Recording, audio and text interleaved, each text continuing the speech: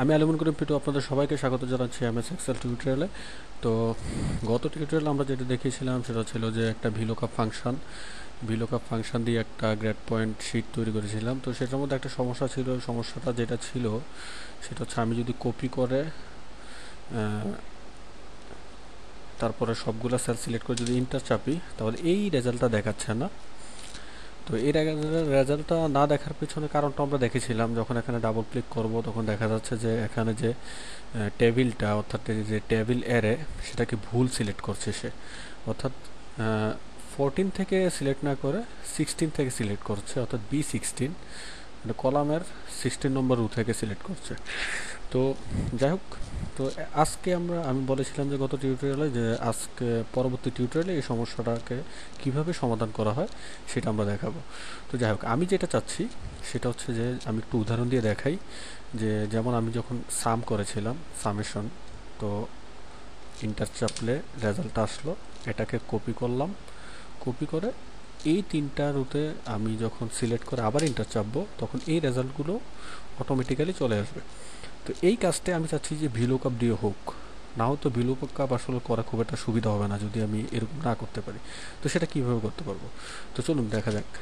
তো কিছু দেখা যাওয়ার আগে আমি ভিলুকআপ ফাংশনটা দেখি আগে আমি কি লিখেছিলাম। তো এখানে ডাবল ক্লিক করি, ডাবল ক্লিক করার পর আমার ভিলুকআপ ফাংশনটা চলে আসলো। তো ভিলুকআপে যেটা আমি লিখেছিলাম যে ভিলুকআপ G5 অর্থাৎ এই ভ্যালুটা লেখার পর কমা দিয়েছিলাম আমি এই পুরোটা টেবিলটা, ঠিক আছে। তো টেবিলটা লেখার পর আমি দিয়েছিলাম যে কোন নম্বর কলামটা হবে, অর্থাৎ 1 নম্বর না 2 নম্বর কলামটা হবে। তো সেক্ষেত্রে আমরা 2 নম্বর কলামটা সিলেক্ট করেছিলাম, অর্থাৎ গ্রেডগুলোকে ABCD না ই না এফ, এইটা আমি সিলেক্ট করেছিলাম। তো করার পরে দেখলাম যে আমার রেজাল্টটা দেখাচ্ছে, কিন্তু কপি করলে রেজাল্টটা এখানে, বিশেষ করে এখানে ভুল দেখাচ্ছে। তো কেন দেখাচ্ছে?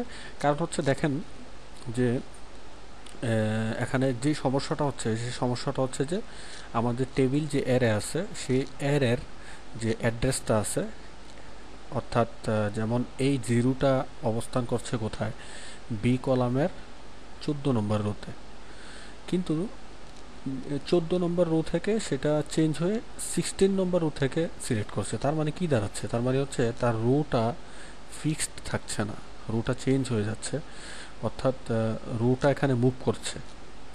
তো রুটা যাতে মুভ না করতে পারে, তো সেই জন্য আমরা যা করতে পারি সেটা আমাদের মনে আছে কি না জানি না, আমরা কিন্তু একটা টিউটোরিয়াল দিয়েছিলাম রু এবং কলাম কিভাবে গুণ করে।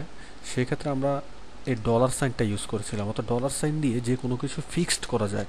তো এই ক্ষেত্রে আমি যদি ফিক্সড করতে চাই যে হ্যাঁ আমার 14 থেকে 18 পর্যন্ত এতটুকু পর্যন্ত আমি পুরোটাকে যদি ফিক্সড করতে চাই এরিয়াটাকে, তাহলে সেক্ষেত্রে ডলার সাইন দিয়ে আমার এই বি যেমন কলামটা আমি সিলেক্ট করে দিলাম, আবার রুটাকেও আমি সিলেক্ট করে দিলাম।